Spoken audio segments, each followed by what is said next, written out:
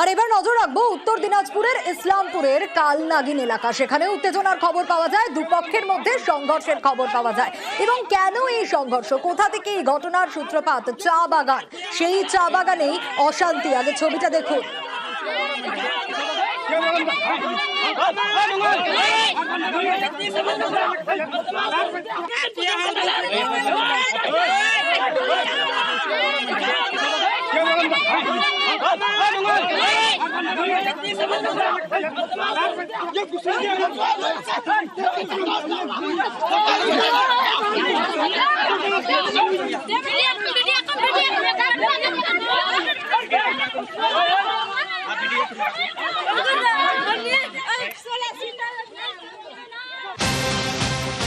আরো বিস্তারিত জানবো, চঞ্চল রয়েছে আমার সঙ্গে। চঞ্চল, চা পাতা তোলা নিয়েই নাকি সংঘর্ষ, কিন্তু এর পিছনেও তো একটা ঘটনা রয়েছে। ঘটনার সূত্রপাত কোন জায়গায়, কেন আজ এরকম একটা পরিস্থিতি তৈরি হলো? বেশ কয়েকজন আহত হওয়ারও অভিযোগ রয়েছে, ঠিক কি হয়েছিল?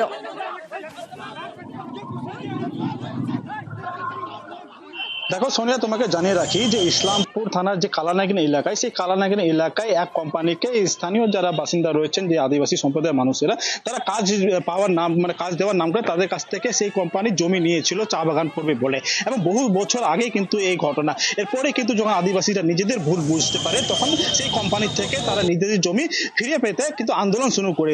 আন্দোলন কারা শুরু করে? জমি রক্ষা কমিটি নামক একটি কমিটি গঠন করা হয় এবং সেই কমিটির তরফ থেকে কিন্তু আন্দোলন শুরু করা হয়। এবং সেই আন্দোলনে কিন্তু যারা জমিদাতারা ছিল, সেই জমিদাতারা কিন্তু সেই আন্দোলনে সামিল হয়েছিল। এরপর সেই কোম্পানি থেকে কিছুটা হলো জমি যখন ফেরত পায় সেই কমিটি, তারপরে সেই জমি কিন্তু সবাইকে ভাগ করে দেওয়া হয়েছে, এমনটা কিন্তু কমিটির তরফ থেকে জানা যাচ্ছে। তবে যে স্থানীয় বাসিন্দা যারা রয়েছেন, তারা দাবি রয়েছে যে সেই জমি প্রায় 8 একর জমি এখনো তারা ফিরে পাননি। এবং সেই জমি কিন্তু জমি রক্ষা কমিটির যারা রয়েছেন, তারা কিন্তু সেই জমি দখল করে সেই চা বাগানে পাতা তারা বিক্রি করে দীর্ঘ বছর ধরে। কিন্তু এতেই ঘটনার সূত্রপাত। বেশ,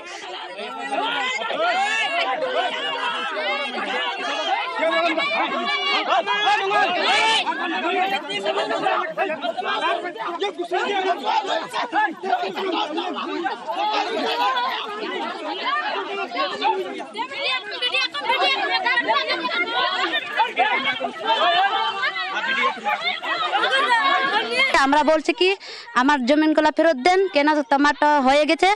ও বলছে ছাড়বে না বলে, আমরা বলছে আমরা নেব, তো আমাদের জমি আমরা নেব। মারধর করছে বাবলু, আমরা জমি রক্ষার কমিটি সবাই ছিল, আর ওরাই মারপিট শুরু করেছে। বুঝাতে গিয়েছিলাম আমরা মারপিট না করে আমরা বসবো, বসার মাধ্যমে জিনিসটাকে সালিশ করে নিয়ে আসবো, তো ওরা তো কিছুই মানে না। ওরা তো নিজের জমিতে তো ওদেরকে আটকানো হচ্ছে না, এটা তো অন্যের জমি। এবার যদি সবাই অন্যের জমিতে গেলে কি ওকে কি ছেড়ে দেবে? আমি তো ওর সঙ্গে কিছুই করি না। কুসুমটিকে তো সংগঠন মিলে আর সবাই মিলে তাড়িয়ে দিয়েছে। তো এদের সঙ্গে কথা ছিল যে আমরা তোমাদের জমি আপোষ দিয়ে দেবো। এনাদের জমি সংগঠন 15 বছর খেয়েছে। 15 বছর খাওয়ার পরে এনারা জমির যে হকানা মালিকানা, যার কাছে খাতা খতিয়ান সব আছে, উনি এখন চাইতে যায়, ওনারা সংগঠন ওকে জমি দিচ্ছে না। তো জমিতে নামতে গিয়ে এনাদেরকে মারধর করেছে, মাথা পেটেছে। জেলা থেকে সরাসরিতে শুরুতেই নজর রাখতে হচ্ছে একটু গাজলের দিকে। ছবি দেখাবো আপনাদের, তৃণমূলের কর্মসূচি, আর তাতেই একেবারে ধুমধুমার অবস্থা। তৃণমূলের কর্মসূচিতে ধুমধুমার গাজলের ছবি দেখাচ্ছি আপনাদের। আনাল গ্রাম পঞ্চায়েত এবং বিজেপির পঞ্চায়েতের বিরুদ্ধেই দুর্নীতির অভিযোগ উঠছে। তৃণমূলের ডেপুটেশন ঘিরেই উত্তেজনা তৈরি হয়। একেবারে ছবি দেখাচ্ছি আপনাদের, দেখুন।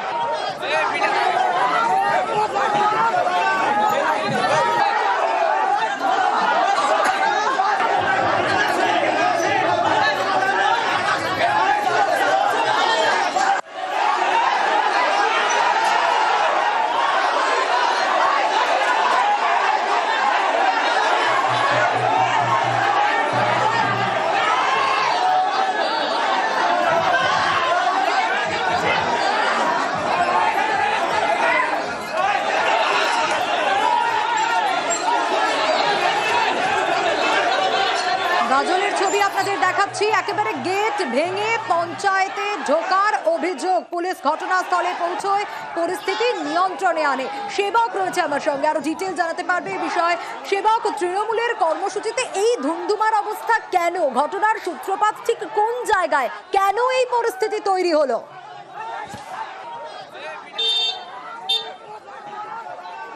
একদমই, দেখো, মহাজোট পরিচালিত মালদহের গাজলের আলাল গ্রাম পঞ্চায়েত, এখানে প্রধান পদে বিজেপি আর উপপ্রধান পদে কংগ্রেস, সব দল, বিরোধী দলগুলি মিলিয়ে এখানে ভোট চালাচ্ছে। আর এই বোর্ডের বিরুদ্ধেই টেন্ডার দুর্নীতি, নানা রকম অনিয়ম, 9 দফা দাবিতে আজকে ডেপুটেশন কর্মসূচি ছিল তৃণমূলের, সেখানে ধুন্ধুমার কাণ্ড ঘটে। যে ছবি আমরা দেখাচ্ছি, তৃণমূলের যিনি বিরোধী দলনেতা, তার নেতৃত্বে প্রচুর নেতাকর্মী তারা হাজির হন আলাল গ্রাম পঞ্চায়েত চত্বরে। সেখানে উত্তেজনা তৈরি হয় দুপক্ষের মধ্যে। প্রথম যে মূল গেট, সেই গেট ভেঙে গেট খুলে ভিতরে ঢুকে পড়েন তৃণমূলের কর্মী সমর্থকরা, এবং উপরে সেই সময় ছিলেন যে ক্ষমতাসীন জোটের লোকজন, তাদের সঙ্গে রীতিমতো দুপক্ষের মধ্যে তর্কাতর্কি বচসা শুরু হয়ে যায়। দ্বিতীয় গেট ভেঙে ভিতরে ঢোকার চেষ্টা করেন তৃণমূলের কর্মী সমর্থকরা। তারপর পুলিশ ঘটনাস্থলে পৌঁছয় এবং পরিস্থিতি নিয়ন্ত্রণে আনে।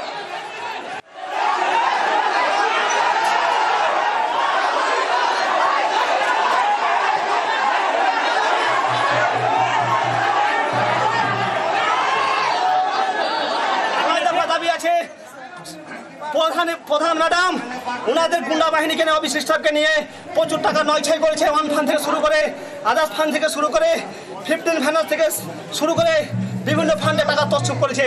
প্রধান ম্যাডাম আলাল গ্রাম পঞ্চায়েতের মধ্যে গুন্ডা বাহিনী পিস্তল সমেত রেখেছে।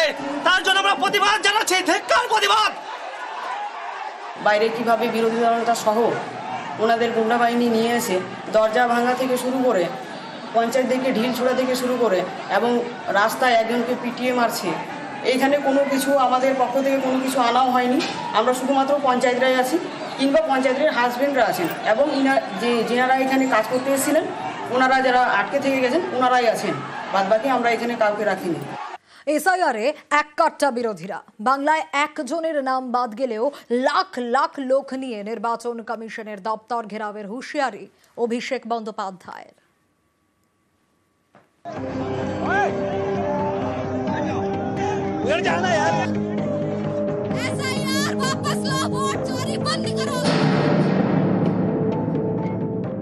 কালকের যেটা দেখেছেন আপনারা, এটা সবে শুরু।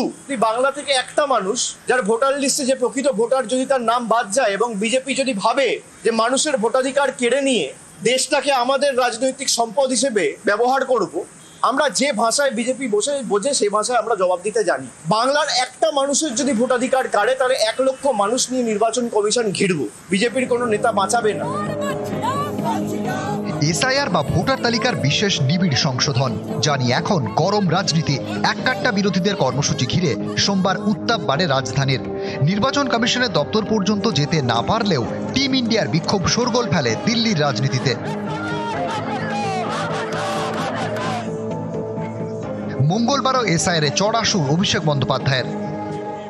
আমাদের রাজ্যের মুখ্যমন্ত্রী প্রথম এটা ধরেছিলেন যে এক ব্যক্তির একই এপিক নাম্বারে গুজরাটের ভোটার লিস্টে নাম রয়েছে, আবার উত্তরপ্রদেশে রয়েছে, আবার বাংলায় রয়েছে। কংগ্রেসের তরফ থেকে যে সাংবাদিক বৈঠকটা করা হয়েছে, সেখানে স্পষ্টত দেখানো হয়েছে যে একই ব্যক্তি একই দিনে একবার বারাণসীতে ভোট করছে, একবার কর্ণাটকায় গিয়ে ভোট করছে। মানে একই এপিক নাম্বারে 5 জন, 7 জন, 10 জন করে ভোটার। আর নির্বাচন কমিশনের উপর যদি প্রশ্ন ওঠে, বিজেপি ডিফেন্ড করবে কেন? এই এমপি গুলো তো বানের জলে ভেসে আসেনি। সব কটা প্রতিষ্ঠানকে তাদের কৃতদাস এবং তল্পিবাহকে পরিণত করেছে এই বিজেপির সরকার।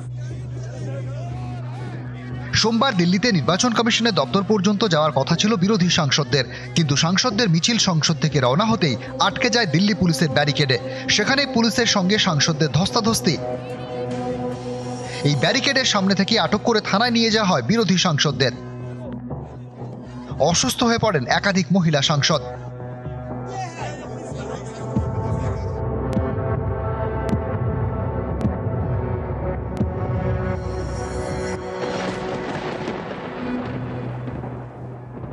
প্রোটেস্ট র্যালি ছিল শান্তিপূর্ণভাবে, তাদেরকে নির্বাচন কমিশনের অফিস অব্দি অ্যালাউই করা হয়। মহিলা সাংসদদের জোর জবরদস্তি চুলের মুঠি ধরে ডিটেন করা হয়েছে, পুলিশ লাঠিচার্জ করেছে।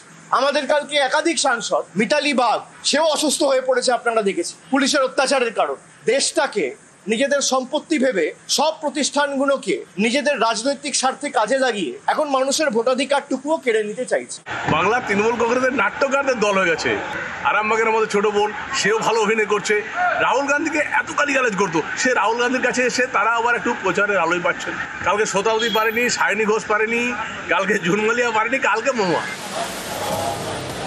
সোমবারের বিক্ষোভ নিয়ে যখন বাকযুদ্ধ তুঙ্গে, তখন মঙ্গলবারও দিল্লিতে পথে বিরোধীরা। বিরোধী সাংসদদের গেঞ্জিতে লেখা মিনতা দেবী।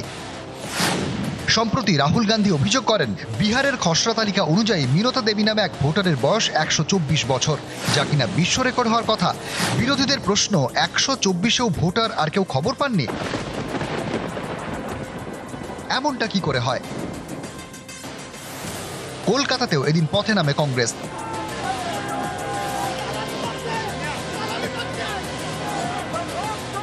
নিউজ 18 বাংলা।